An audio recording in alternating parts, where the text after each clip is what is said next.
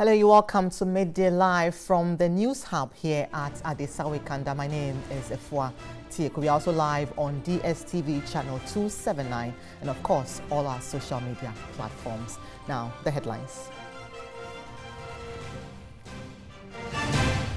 Vice-Chancellor of Kwame Nkrumah University of Science and Technology, Professor Kwesi Obridanso, asked to step aside to allow the newly constituted interim council to take over the affairs of the school.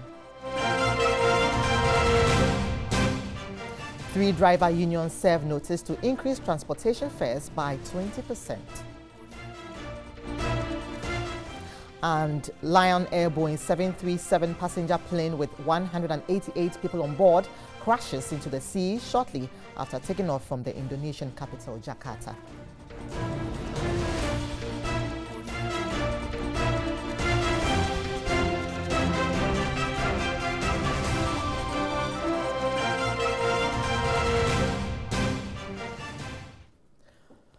We do have details of all these and more in the next 60 minutes. Do stay on.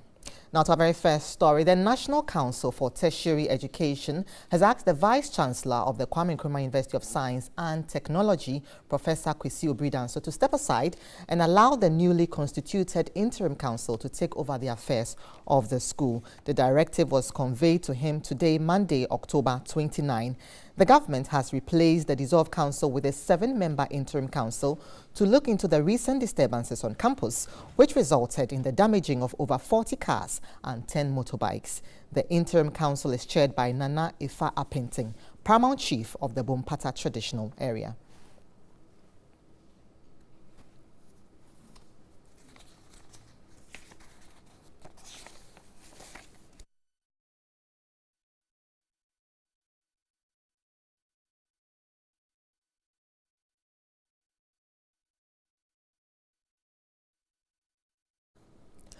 Meanwhile, the Educational Workers Union of Ghana, the KNUST, says it will go on strike if government fails to reinstate the dissolved governing council. Now, the union says it does not recognize the interim council. Members of TEU Monday morning embarked on a demonstration to register their displeasure against the dissolution of the council. Chairman of KNUST branch of TEU, Charles Arthur, has been speaking with our correspondent, Ibrahim Abubakar.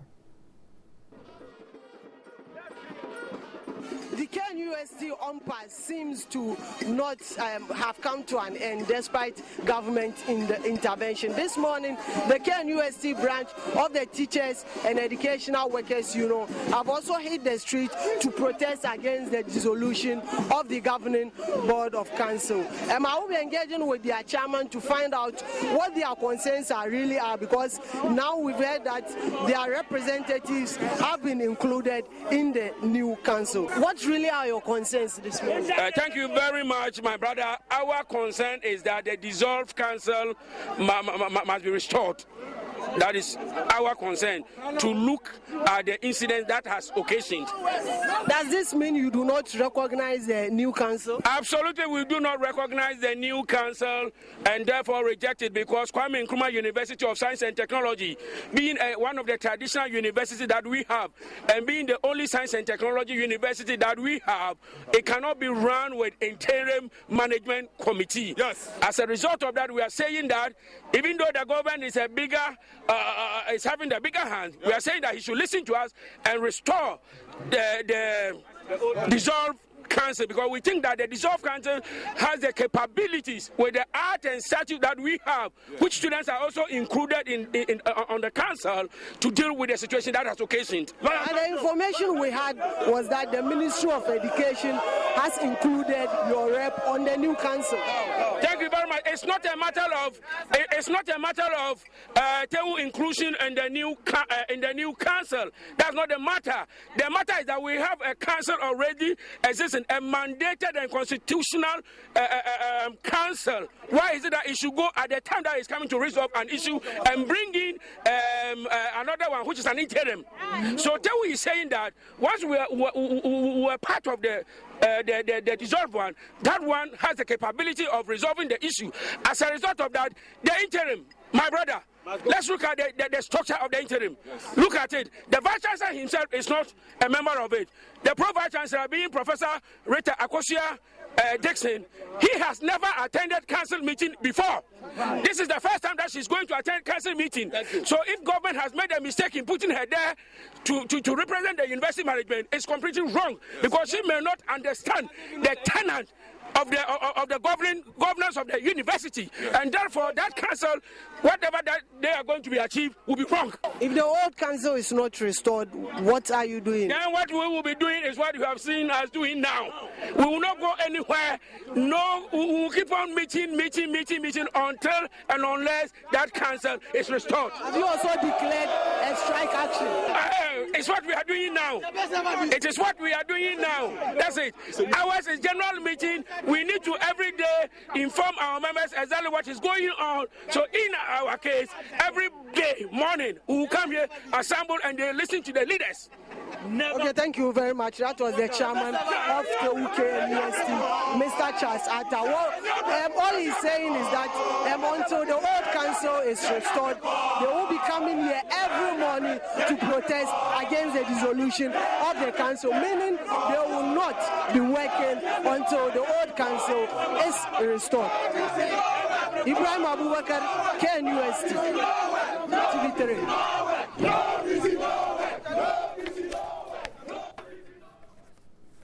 So that was our correspondent Ibrahim Abubakar there with the chairman of KNUST. Now, we do understand that the Ministry of Education is due to meet the UTAG body this afternoon, and we'll bring you details of that as and when we get that. Now, you're watching Midday Live on TV3, and please join us on our social media platform, Instagram, Twitter, and Facebook. So we do understand that the Education Workers Union of Ghana, that's TEWU at the KNUST, says it will go on strike if government fails to reinstate the dissolved governing council. Right, so now let's look at some other concerned teachers of KNUST. A group calling itself Concerned Lecturers of the KNUST has declared support for the Interim Management Council set up by government to steer the affairs of the university. Ironically, these lecturers are members of the University Teachers Association of Ghana and are in full support of UTAG strike against government setup of the IMC. The group, however, says the IMC should be allowed to work to immediately resolve the current issues. A member of the group, Professor Dr. Peter Chumesi, explains their stance in an interview with our correspondent Beatrice Spiogabra. In the midst of a lot of bodies also saying that they don't support the IMC, why are you supporting the IMC? Some of my colleagues, especially for example in UTAG, were indicating that we could have solved this matter ourselves. But then I think I disagree a little bit, because the students are accusing even the council, when the council produced the VC, so they trust where is it. So we are thinking that because they are not going to be a permanent body and 3 months to be able to really come out with their findings, I think the findings will exonerate even our council, and the council may probably come back, and then also even the VC maybe also come back. So I think that we thought that we should really dialogue with government and maybe probably even serve on the council, the interim council itself, because remind you, when you look at the composition, I think it looks like, the management, the pro-vice chancellor is there, Professor Rita Dixon is on it, so we assume that the management is represented, and then you see also the SRC president also on it. We see one of the members of the UTAG, Professor Ayakwa, on it, and so on, and then the government members. And it's not. Concerned Lecturers of KNUST, are you all part of UTAG? Oh, of course, why not? We see UTAG met. And I think that we realized that the way things were going on, I think we were very angry that our own students wanted to really come and beat us up. Is that not? Because that morning of the Monday, we also had even directive from even our registrar that we should go to lectures because everything is okay. And I think we didn't expect this. And many of us brought our vehicles and all that. I mean, that's what we do. So some of the vehicles, almost about 40 or so, which got damaged. I think it was because we felt that they wouldn't really do that. And then we saw this thing happening. So I think that when UTAG met, that anger and so and so forth, and the government also even not having any of our officers to serve on the interim council, which we have also made a recommendation that government should at least put one of our own local UTAG member on the council, and maybe even TEWU or maybe even the FUSAC, all those who have interest and they are on the previous council, bring them in, because we are going to investigate and maybe related to them. All right. But over the last Friday when we took the decision, it's the majority, and the majority says we are all in support of it. But we are saying that, hey, wait a minute, UTAG, though we have the strike declared, but we can still continue to jaw with the government. So does it mean that they can send lecturers are in support of the strike, but you want the IMC? Oh, why not? I'm a good member in good standing, and I'm the majority decision taken by the UTAG. I am. But we are also saying that behind the scenes that please negotiate. Talk to the government, dialogue with the government, because this is not an issue that will put us out of the classroom. You know, the students themselves are 50 students. Legon, they are studying. UDS, they are studying. UCC, they are going on. And if you are not careful, Kenya University academic calendar will only be the one that will be affected. See, we are expecting that surge in the next 2 years where the free education pioneers will be coming. And we are expecting that maybe about double of this 50,000 to be on the Kenya University. If you are not part of it, this will be a crisis, educational crisis in Ghana. And that's why I think that it shouldn't drag. We should be able to really get in the result. Okay. So that is Professor Dr. Peter Chumesi.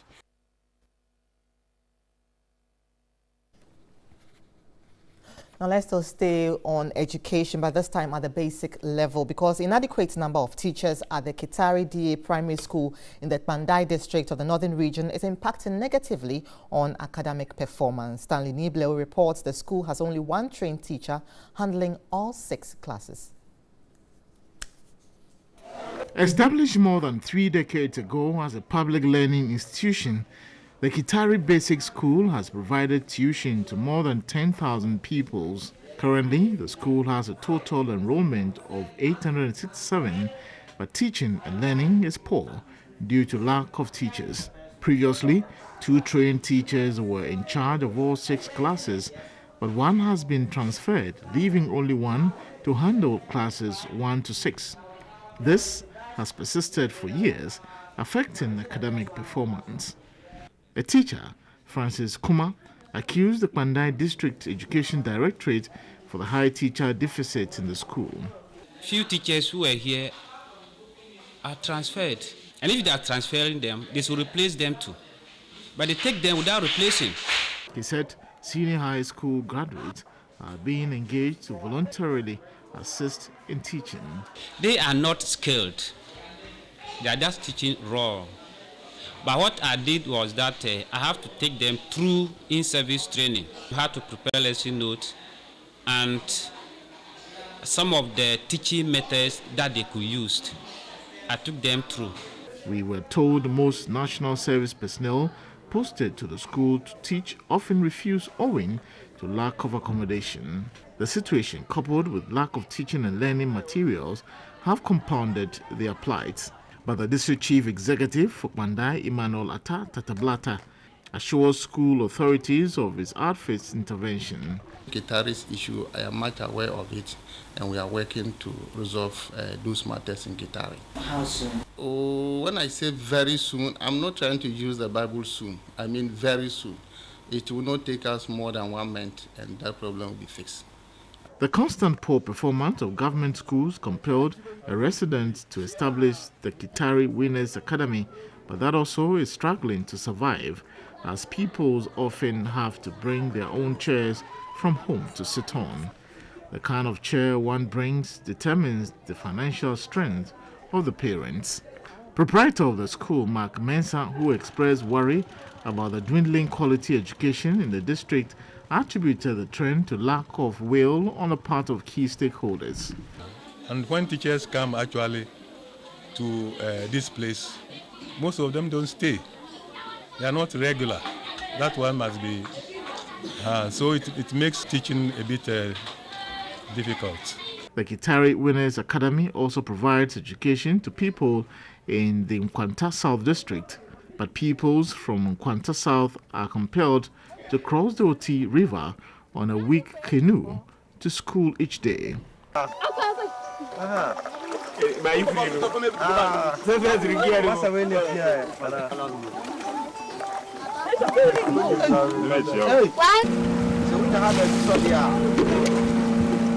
The mission team joined the pupils to Kitari Kesane after school to have a first-hand experience of what the children go through each day. Each time the pupils are on board the canoe, one volunteers to scoop water to prevent it from sinking because the canoe is not properly maintained. These were some of the reactions from the children. we feel like maybe we will die because as we are crossing, the wind have been blowing. An intervention by stakeholders would avert a pending disaster, as more is also needed to improve education in the area. Well, we are still staying at the basic level because newly trained teachers have expressed surprise over the directive by the National Service Scheme for newly trained teachers to undertake their national service for the 2018-2019 service year. Now, the National Service Secretariat, in a press release last week, directed the newly trained teachers to access PIN codes on the scheme's website. But according to the newly trained teachers, this directive contradicts earlier agreements and practices by the Ministry of Education and the Ghana Education Service. The association, in a release, said a meeting on September 5, 2018 amongst the TTAG Teachers Union, Ministry of Education, National Service Scheme and the Ghana Education Service agreed that their first year on the field would be considered as national service. Now, I've been joined in the studio by Jonathan Apam, who speaks for the newly trained teachers. Indeed, he's the former president of the Teacher Trainee Association of Ghana. Jonathan, thank you for your time. Thank you too. So national service is mandatory, and so why are you against a plan for teacher trainees to also do national service? Well, thank you very much, and I want to greet all newly trained teachers who might be watching us this afternoon. The national service is mandatory, and no one is against any law in this country. But you see, colleges of education have come very far as far as reforms are concerned. Since 2008, the Education Act was, agreed by Parliament, and we started working with it. So we have gone through series of reforms. So we have to take a lot of time to maybe change and transform the colleges into full tertiary. So if at this time government thinks that it is time that the colleges are now fully tertiarized and they want to bring national service for us to do, since it is law, you know, the laws are not meant for, excuse me to say, any other person than people. The law is meant for people, and we are the people in the colleges affected by the law. You called us to a meeting, discuss with us, let us know why national service now, why you think that the colleges of education are now fully tertiarized and can and have to go through national service. In our several meetings with the ministry and all the stakeholders, that had been agreed, and I think that even a letter from the Ministry of Education came out clearly that with the agreement that from all the teacher unions and all the stakeholders, when we are posted by Ghana Education Service, the first year will be used as our national service, so that the next year will be upgraded to full. But hold on, so you are not against the national service? No, we aren't against it, but the issue is that right now, where we are put, we have gotten to a crossroad that we registered for online postings by Ghana Education Service, 10 Ghana cedis each. We registered for teacher licenses, 220 Ghana cedis each. We are now going to register again for national service, 40 Ghana cedis each. Ask us, where are we going to get these money? We are not on job. We are just sitting home. We finished college and we are sitting home. And you are extracting money from the people. So at least we should be informed of the roadmap. This is where we are starting. This is where we are going. Now that we are talking about national service, we do not even know what will happen after the national service. Let us sit down with all the institutions, come together. Because when you meet NTC and discuss with them, you go to Ministry of Education and tell you a different thing. So it's about time that all the stakeholders come together on the table. Even if you wait for a year or two, eventually you will still be doing the national service. So why wouldn't you just sit with government and plan how to go on from now on? What is it within this time frame that you don't want to do the service this year? We don't have to call on government to sit with us. It is government that rather has to call us. The Ministry of Education collaborate all hasn't it? It hasn't. I am told you're supposed to meet with government tomorrow. Yes, that is because we released, the current leadership released this statement. And for that matter, if all the stakeholders do not come together to agree, it will not happen, because NTC tells you that it is mandated by the law to, license teachers. National Service tells you that it's mandated by the Act 426 to make, to allow every tertiary graduate go into national service. GES also tells you that because of this process, this system, I cannot post you. So all these stakeholders must come together, sit down with us. Let us look at the issues together and know the way forward, because this is a betrayal. Because at the moment, or initially, we had discussed everything and told our members all that the ministry had said, that there was not going to be national service. Now the table has turned and we have become liars to our people.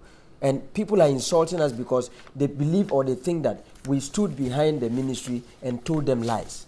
Are you getting But it? so if you have paid these monies in some sort of registration for you to, be taken on, why, if you have just 40 more cedis to pay, is that 40 too much for you to pay in order to get to do your service, so or to get to work for a what year? What is happening now tells us that even after paying that 40 cedis for the national service, it might happen again that there might be something we need to register again. Because when we were first told that we should register for postings by Ghana Education Service, we thought that was all we paid. We came to license. We fought about it severally and we wrote, we paid. Now another one has come. If we continue to adhere to everything they put on us, why are we in a rush to put all the system, to enforce all the systems within this year? We have brought everything. So finally, when would you expect that you can finally do the national service? Well, for now, we do not determine when the colleges are ready for national service. We do not determine that. And we are not saying that government should not allow tertiary graduates to do national service. But we are saying that for we in the College of Education, how the system has been, if you are transforming from one system to the other, you don't just jump. So when? You take a time. When will the colleges until be ready? the colleges, the Ministry of Education and all the stakeholders involved sit down together with us and resolve the issues around. That is why the directive came that no newly trained teachers should register yet until we meet all the stakeholders together and finalize it where all the stakeholders agree that this is what we are going by, documented. Because even when we met the ministry and they gave us assurance with even the letter, it has changed. So we need all stakeholders to come together such that tomorrow or in the next hour after meetings, they wouldn't say somewhere that we are not aware. And I believe such a meeting will be taking place Well, tomorrow. that is what we believe. Thank you very much, Jonathan Apam, who speaks for the Trainee Teachers Association of Ghana. Now on to some other news. 3 media journalists picked 4 awards in the Ghana Journalists Association Awards. Now, Portia Gabo and Stanley Bleu grabbed an award each, while Peter Kwao Adato received 2 for their life-changing stories in 2017. The theme for this year's event was State of Investigative Journalism, Boundaries of Privacy and Borders of Public Interest. Anchor and multiple award-winning journalist Portia Gabo received the Best Environmental Reporting Award in the electronic category with a 2017 story which highlighted the effects of plastic waste in the country. Plastic waste menace in this country would simply not go away. Here at Tashi Sangwena, it looks as if this place is the final resting place of most plastics that we consume. Instead of tourists coming here to enjoy the scenery, they are confronted and greeted with this.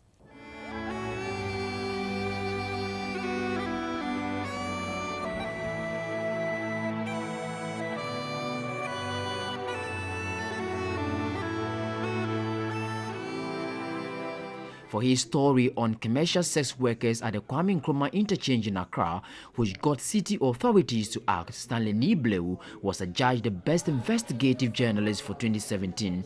The TJA awards you the Best Investigative Reporter. This goes to Stanley Nibleu of TV3. Peter Kwao Adato was adjudged the Best Journalist in Education Reporting in Television category and the overall Best Journalist in the Electronic category. His awards were the results of 2 exceptional stories, one about a blind and deaf student who defied all odds to get education and the other about smuggled expired sardines into the country. But for his expose, the expired sardines which were in a rotten stage would have ended up at the various markets. The awards marked another milestone for the Midday General Group, the parent company of TV3, 3FM, Onua FM, 3news.com, Connect FM, Akuma FM and Adisa Productions, which recently swept 6 awards in the Radio and Television Personality Awards. Guest Speaker Chief Justice Sophia Kofu admonished the media to be circumspect in drawing the line between privacy and a quest to protect the public. When we're dealing with privacy and the public interest must never take away privacy, and privacy must never override public interest. And it's a very, very delicate balance, And it takes a lot of wisdom and a lot of self-introspection. It also takes a lot of research and a lot of self-information when you are a media practitioner, so as you don't fall foul. Information Minister Designate Kojo Oponkroma called on media managers to place premium on the welfare of his workers. The opening up of the media landscape in Ghana has been characterized by the growth of media houses with various interests. The expansion and the improvement in the sector, however, has not translated into a corresponding improvement in the welfare and conditions of service of a lot of media practitioners. Practitioners are some of the least paid professionals in Ghanaian industry today. And that, I'm sure you'll agree with me, is not good enough. City FM's Bernard Avle was adjudged the 2017 Journalist of the Year.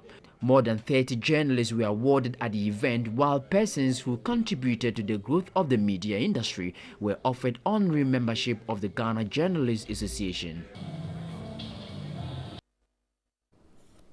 And we say congratulations to all the award winners, especially the three from here at TV3. Now on to our what do you think for today. We hit the streets to find out what you think of journalists' contribution to society.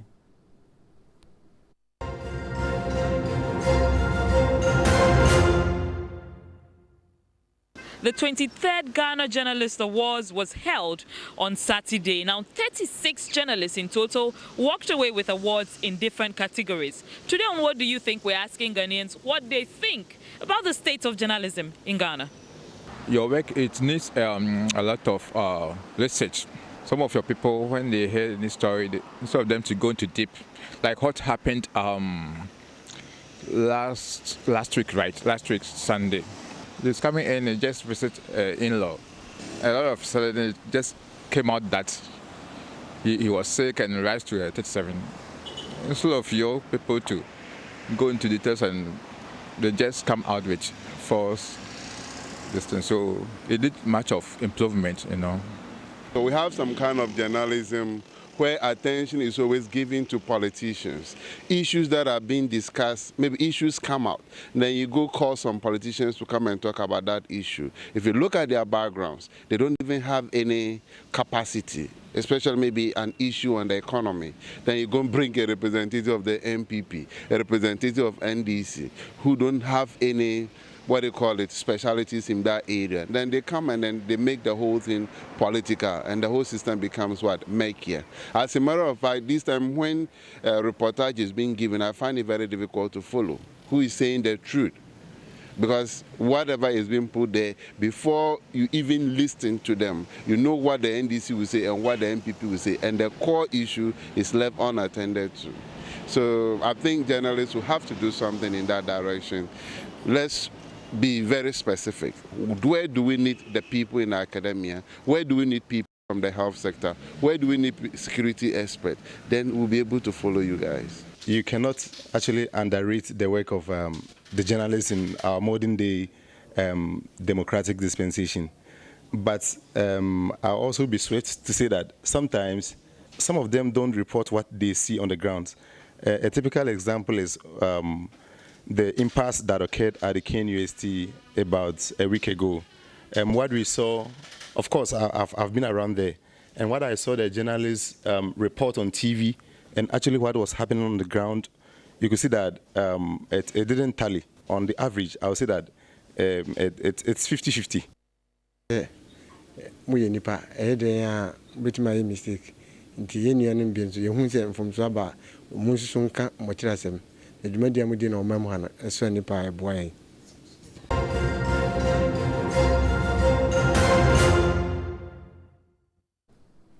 And now to our citizen journalist on MTN video report for today. Concerned citizen reports on a dilapidated structure meant for JHS in the Bunahafo region.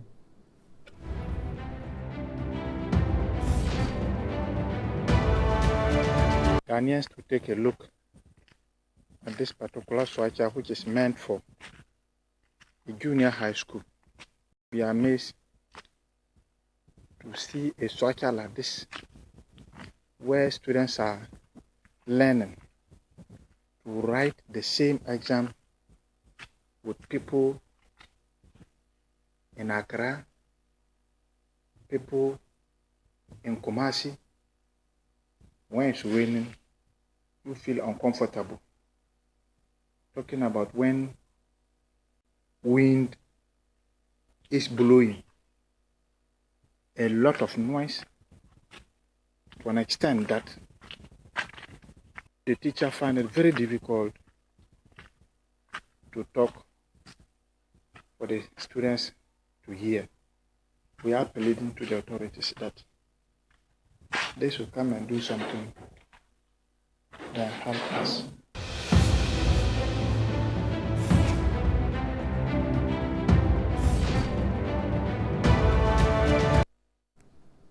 Thank you very much, concerned citizen. Now, you can also send your video reports via our WhatsApp number 055 1433044. This is Midday Live on TV3.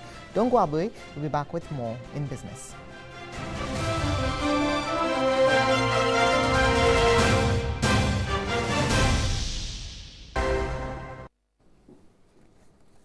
Now to the top business story for today. 3 driver unions have served notice to increase transportation fares by 20% from today, October 29. The unions, the True Drivers Union, the Ghana Commuter Drivers Association, and the Concerned Drivers Association of Ghana indicated that they took the decision after deliberations with their members and commuter groups. The unions said their decision is based on the 12% increase in fuel prices from June this year to date and an almost 89% increment in pump prices in 2 years, which they argued was eroding their working capital. Increasing cost of lubricants and cost of spare parts were other considerations in arriving at the 20% increase.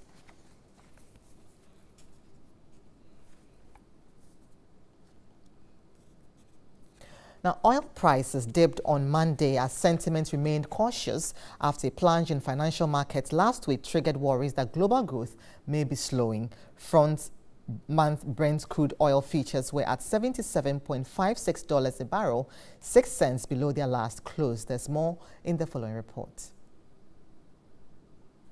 Among investors remain cautious after hefty losses last week. Singapore-based ship tanker brokerage Aspon said stock prices were falling amid policy uncertainty, rising interest rates and disappointing earnings from some companies.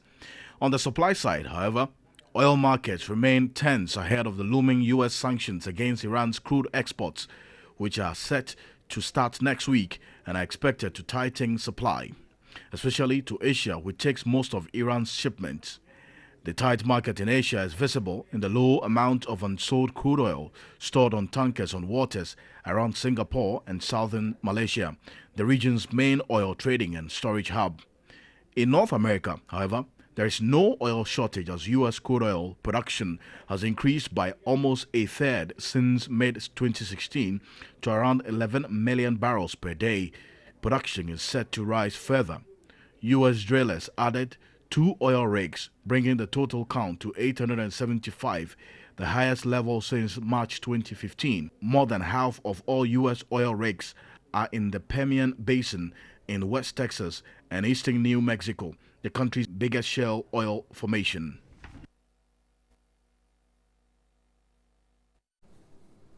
A partner at ASL Consulting, Eric Donkor, is urging the Ghana Revenue Authority to refine the tax collection process to ease the administrative burden on corporate bodies. He said the removal of these barriers will improve the level of compliance. He was speaking on the sidelines of Oxfam's Tax Dialogue Committee in Accra. The Ghana Revenue Authority, GRA, failed to meet its target of raising 24.5 billion Ghana cedis at the end of August 2018. Instead, it managed to mobilize a total of 22.7 billion Ghana cedis, representing a revenue shortfall of about 1.8 billion Ghana cedis. Speaking on increasing corporate compliance, the GRA has been urged to devise measures that will help remove barriers that make tax compliance. Administrative systems, mechanisms should be smooth enough. They should be able to have good filing systems. People should be made responsible for individual corporate files so that things don't get missing at will. If the tax authority doesn't even have the copy I brought, then it means whatever I did in the first place is like a waste of time. Speaking at an Oxfam's Tax Dialogue Committee, a partner at ASL, Eric Donto, advised the GRA to see the taxpayer as a customer and maintain a professional relationship that will improve compliance. The taxpayer is your customer, so the customer must be happy. And when your customer is happy, your customer does good things to you, does good things for you. So even where he doesn't want to pay, he's compelled to pay because he knows that, oh, this person will call to find out about this quarter, about that quarter. Earlier this week, Deputy Minister of Finance Abna Osei-Asare encouraged the GRA to simplify the tax collection process for ease of compliance, especially in the informal sector. And that's it for business this afternoon. Now on to some more stories. Now, MP for Adaklu Kwame Agboja has described the delivering of 200 cars to the police by the government as a misplaced priority. In a rebuttal statement, CEO of National Entrepreneur and Innovation Plan, John Kuma, said the president must rather be commended for the effort. Though I consider those logistics as totally misplaced, because why are they misplaced? Well, 200 cars. Yes, 200. It's just like getting you a Mercedes to run a taxi service in Adaklu. Why do I say this? A Mercedes-Benz saloon car. The road condition of this country has never been worse than this before because of deliberate government policy to abandon road projects. So the road condition in the country currently is the worst of. What it means is that if you are a vehicle owner, you will pay more for maintaining your car. Adaklu as a district has maybe 10% of our road, maybe less than 10%, maybe 5-6% of our road, which is tarred. 200 vehicles, we haven't even been told what purpose those vehicles are for. We have over 254, we have about 253 districts. It tells me that vehicles are not actually meant directly to be distributed. It says it's to improve their capacity to deliver security. Exactly. So they didn't tell us where it is going. I can guarantee you that vehicle is not going to Adaklu because it's a saloon car. If you were to give those vehicles, and guess what? What is the point of buying a luxurious Toyota Camry for the police who need rugged, durable 4x4 pickups? That is what you need. I think the government has done well in the circumstances, and we must commend the efforts of government for providing these vehicles to them. And that the fact that one district have bad roads doesn't mean that we don't need 200 cars for the Ghana Police Service. And I think that if we can even do more than the 200, we should do. And this does not stop government from adding pickups and tundras and all other kinds of vehicles that can support the work. The question is when is that coming? When? It's a process. Well, I mean, it's a process. Every process has a timeline, don't you think? Yeah. But you heard the Ministry of Interior, and some of this security information is not every time that you have to hear it in the news. It's ongoing, and so far, I think that is a very good step.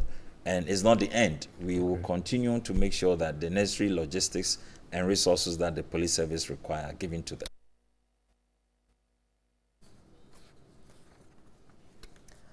And they were speaking on New Day with Johnny Hughes. There, you're watching Midday Live on TV3. It's now time for sports, but that will be after the break.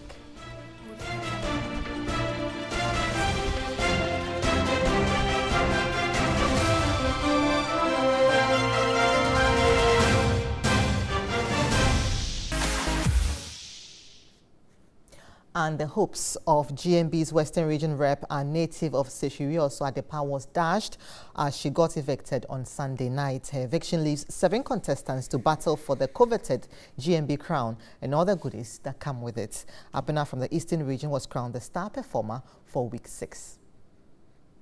Poised contestants speak on varying topics, including grooming, public speaking, and presentation. Contestants posed as mentors, grooming their proteges on event planning while shaping their GMB dreams. Posing as a life coach preparing her mentee to take part in the Ghana's Most Beautiful pageant at the PES presentation left much to be desired. According to the judges, her performance portrayed rudeness and fell short of the virtue of respect. You also have to read wide, do a lot of research about your culture and the region.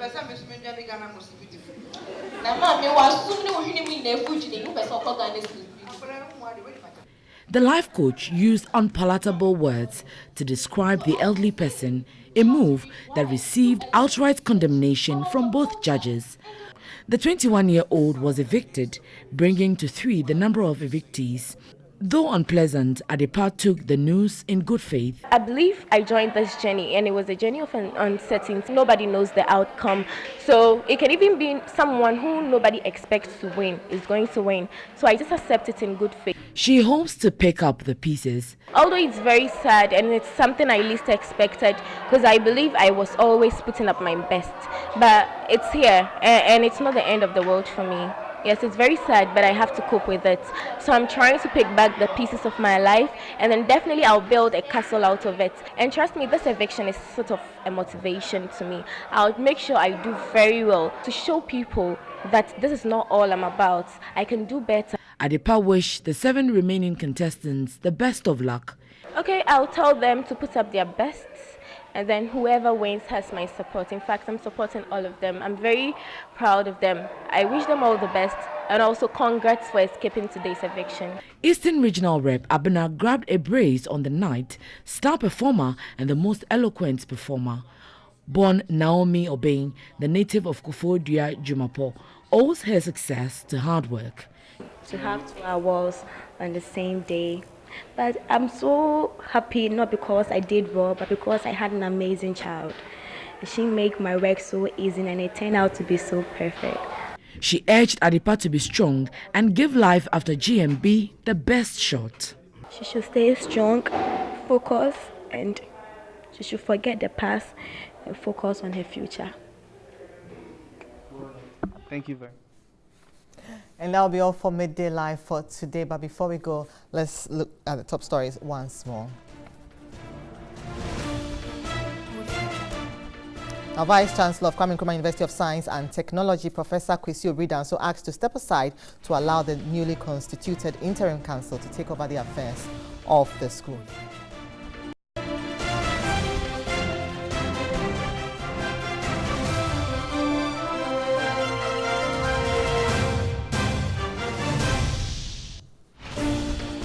Three driver unions served notice to increase transportation fares by 20%. And Lion Air Boeing 737 passenger plane with 188 people on board crashes into the sea shortly after taking off from the Indonesian capital of Jakarta.